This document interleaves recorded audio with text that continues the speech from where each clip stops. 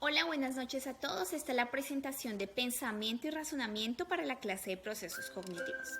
Entonces, para dar inicio, hagámonos una pregunta. Y ese es el tipo de preguntas que usualmente los niños nos hacen. Y es, por ejemplo, si estamos explicando o el niño está aprendiendo acerca de los mamíferos y entendemos que una vaca es un mamífero, pero también, por ejemplo, un murciélago es un mamífero. Entonces, un niño nos puede preguntar, entonces, ¿un murciélago es una vaca? Pues son el tipo de preguntas que solucionamos a través del razonamiento. Y para entender esto, entonces, pues veamos la explicación.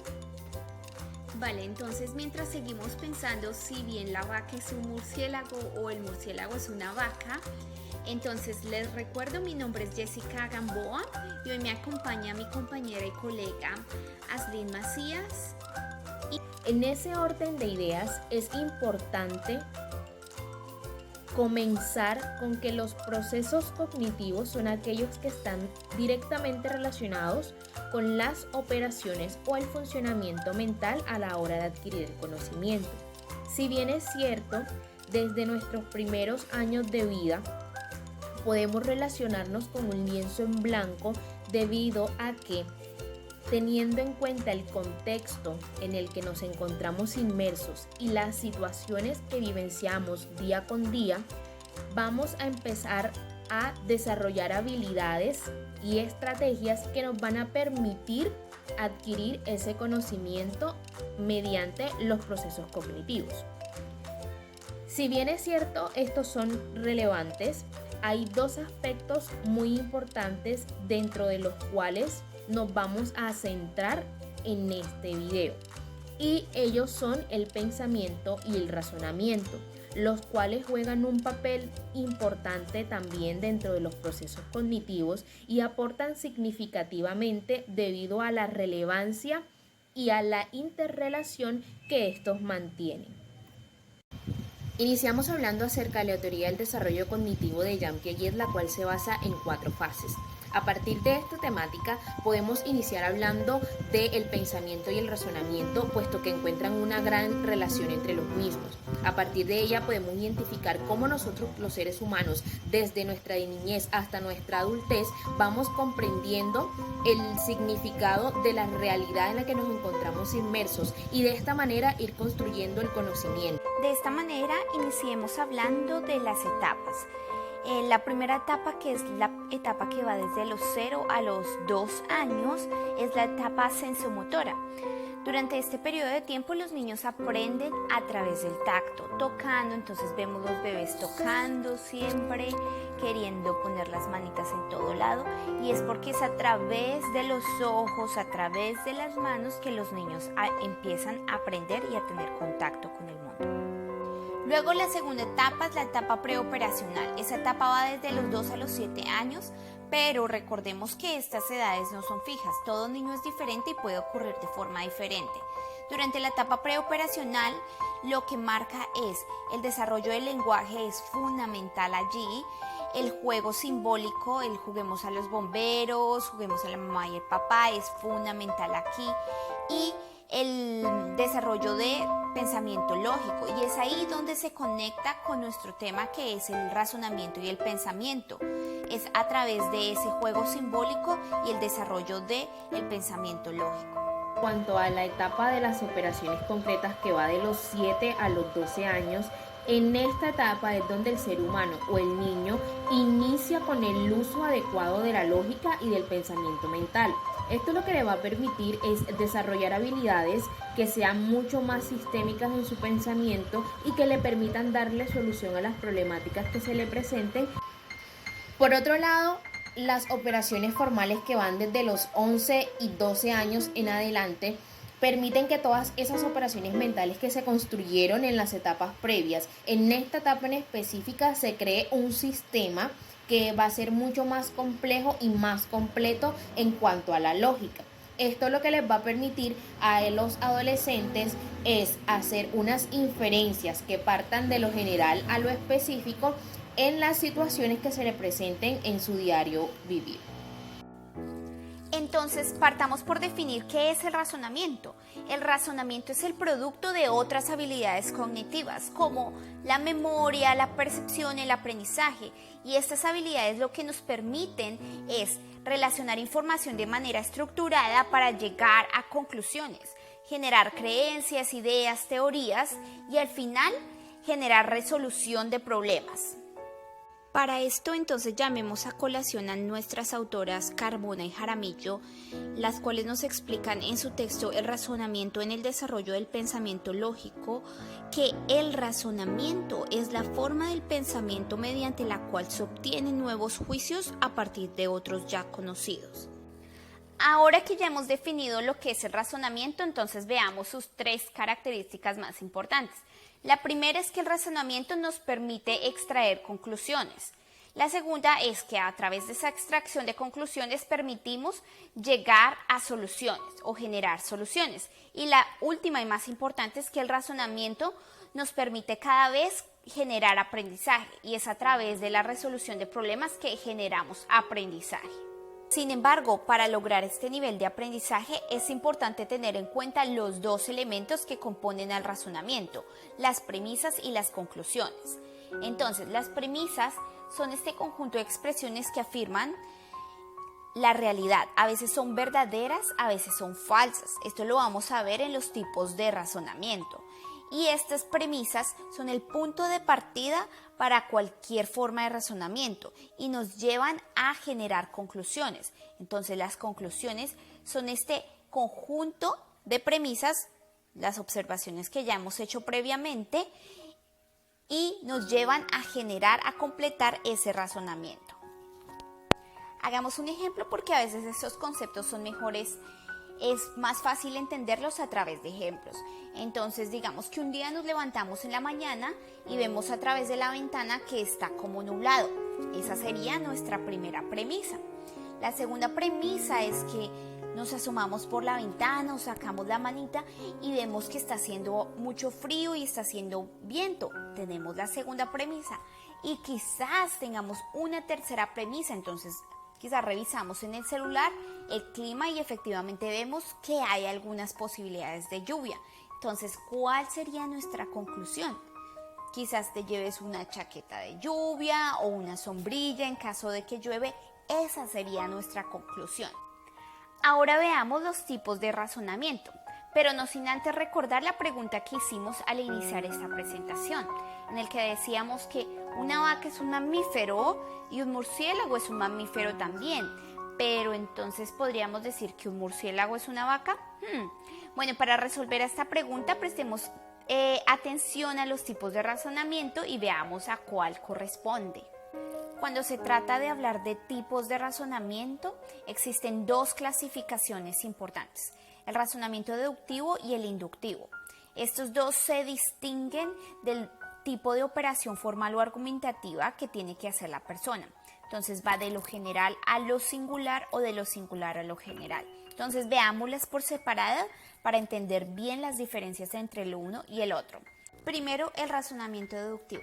El razonamiento deductivo, como su nombre lo indica, implica la deducción para extraer conclusiones. Entonces va de lo general a lo específico. Y su característica es que cuenta con 2 o más premisas y estas tienen que ser verdaderas para que asimismo la conclusión sea verdadera. Ahora trabajemos con un ejemplo. Entonces, primera premisa: todo norteamericano sabe inglés. Segunda premisa: María Fernanda es de Texas. Entonces, ¿cuál sería nuestra conclusión? María Fernanda sabe inglés. Recordemos que en el razonamiento deductivo tenemos 2 o más premisas que deben ser verdaderas y van de lo general a lo específico, que es nuestra conclusión, que también es verdadera. Y ese es un ejemplo de razonamiento deductivo categórico. En segundo lugar tenemos el razonamiento inductivo. Si bien hay otra clase de razonamientos, estos 2 son los más importantes. Entonces, el razonamiento inductivo, como su nombre lo indica, va en sentido contrario al razonamiento deductivo. Es decir, que va de lo particular a lo general o universal. y ese es en el sentido en el que se llegan a conclusiones o resolución de problemas. Ahora veámoslo con un ejemplo. Entonces, un estudiante nos miente en la clase. Primera premisa particular. Otro estudiante nos miente el segundo día en la clase. Segunda premisa particular. Entonces, el tercer día asumimos que todos los estudiantes nos mienten en esa clase. Este es un caso de razonamiento inductivo incompleto. ¿Por qué? Porque utilizamos casos concretos, pero no otros para llegar a conclusiones. En tanto, el razonamiento inductivo y el razonamiento deductivo son las dos clases principales de razonamiento, pero no las únicas. También existe el razonamiento lógico y el no lógico, el razonamiento válido y el no válido. E incluso tenemos otras clases como las que van atadas a las profesiones, como el razonamiento médico. Entonces, esta fue una explicación rápida, pero ahora veamos el pensamiento. Al hablar de un concepto en específico de lo que es el pensamiento, nos dirigimos directamente a la mente. Y es que a través de la formación de ideas y las representaciones de la realidad es lo que se construye un conjunto de capacidades cognitivas que nos va a permitir el desarrollo de la inteligencia y del conocimiento. Esto se logra a través del razonamiento, a través del aprendizaje, de la percepción, la imaginación, la toma de decisiones y la comprensión de la realidad. Para ampliar el concepto de pensamiento es importante conocer que existen diversos tipos de pensamiento. Iniciamos hablando del pensamiento reflexivo, el cual nos permite conocer las diferentes maneras en las que nosotros podemos expresar y representar las ideas de las diferentes situaciones que se presenten. Por otro lado, tenemos también el pensamiento crítico. Este tipo de pensamiento lo que nos va a permitir a nosotros es indagar, analizar y evaluar el conocimiento de una forma lógica. Por otro lado, encontramos el pensamiento analítico. Este, como su misma palabra lo dice, nos permite hacer un análisis exhaustivo y reflexivo de los problemas o las situaciones que se nos presenten para darle una solución de la mejor manera. También encontramos el pensamiento lógico. A través de este pensamiento lógico lo que podemos es expresar nuestras ideas de una forma mucho más ordenada, siguiendo, claro está, un orden lógico y preciso que le permita darle una organización a esas ideas que tenemos en nuestra mente. El pensamiento sistémico es aquel que nos permite comprender el contexto o la realidad en la que nos encontramos para identificar cuáles son los elementos que hacen parte del mismo y ver la relación entre ellos. Por otro lado, el pensamiento analógico nos permite hacer analogías, es decir, organizar esas ideas que nosotros tenemos con la finalidad de poder realizar una comparación entre las mismas. El pensamiento creativo es el que hace referencia a la producción de unas nuevas ideas, esto a través de unas nuevas experiencias, de unas nuevas realidades. Este tipo de pensamiento siempre es adaptable y no se limita a la hora de crear y de experimentar con un nuevo conocimiento. Finalmente, el pensamiento deliberativo, el cual se refiere al modo en que las personas toman sus decisiones y cómo éstas lo hacen a partir de la lógica, el cálculo o el razonamiento, aunque también se fundamentan en los criterios, los valores personales, sus principios éticos y normas que ya están establecidos en ellos. Y finalmente, el pensamiento práctico, el cual habla de un tipo de razonamiento que se encarga de aplicar en los conocimientos que ya han sido adquiridos de la forma más simple y práctica. Frente a las diferentes características que hacen parte del pensamiento, encontramos que es una actividad abstracta de la mente, puesto que permite crear ideas y representaciones en base a lo que percibimos en el mundo a través de los sentidos. Por otro lado, también es una capacidad condicionada debido al desarrollo neuronal, físico, motor del sistema nervioso, el lenguaje y las costumbres del entorno. Y es una capacidad que se puede mejorar con la práctica de ejercicios mentales e incorporando contenidos nuevos que permitan la creación de nuevas habilidades para la adquisición del conocimiento. Al hablar del pensamiento como un proceso cognitivo, es un proceso fundamental, puesto que a través de este se permite integrar toda la información que es recibida y establecer cuál es la relación entre los datos que la componen. De esta manera el pensamiento juega un papel importante y hay que mencionar que no es solo él, sino una red que se encuentra interconectada entre el pensamiento, el razonamiento y la resolución de los problemas. Ahora, en consecuencia con lo que mi compañera Slyn decía acerca del pensamiento, el razonamiento como proceso cognitivo es igualmente dependiente. Es decir, que el razonamiento no sería posible sin la existencia de otros procesos cognitivos, como por ejemplo la percepción, la memoria, la capacidad de asociación, la capacidad de inhibición. Todos estos procesos cognitivos nos permiten lograr el razonamiento. Es por eso que además decimos que el razonamiento es una habilidad superior, porque requiere de estos otros procesos cognitivos. Al hablar de la resolución de los problemas desde una perspectiva de los procesos cognitivos, es importante mencionar que esta hace énfasis en el análisis de una serie de procesos y estrategias con la finalidad de darle solución a las problemáticas que surgen en la vida cotidiana o en situaciones que se presenten en la realidad o contexto en el que se encuentre el ser humano. A esto me gustaría agregar que cuando hablamos de procesos cognitivos para la resolución de problemas, a lo que nos referimos es a la generación de nuevas ideas, a la creación de ideas nuevas y creativas, a la generación de creencias, por ejemplo, de teorías y de estrategias nuevas. En el aula de clase, por ejemplo, ser conscientes de nuestros procesos individuales nos ayuda a generar estrategias de aprendizajes que funcionen particularmente para cada persona. Este es un proceso de resolución de problemas a través del uso de procesos cognitivos. A manera de conclusión, podemos llegar a que tanto el pensamiento como el razonamiento son procesos y funcionamientos importantes dentro de los procesos cognitivos.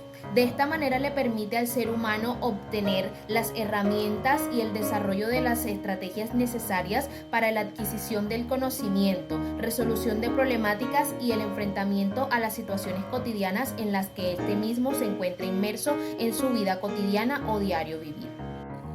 Cabe agregar, además, que el lenguaje contribuye de manera significativa en la construcción de pensamiento, en la generación de ideas y en la resolución de problemas. Es por eso que ser conscientes del razonamiento y el pensamiento en nuestras aulas de clase como profesores de lengua es fundamental para generar procesos de aprendizaje satisfactorios.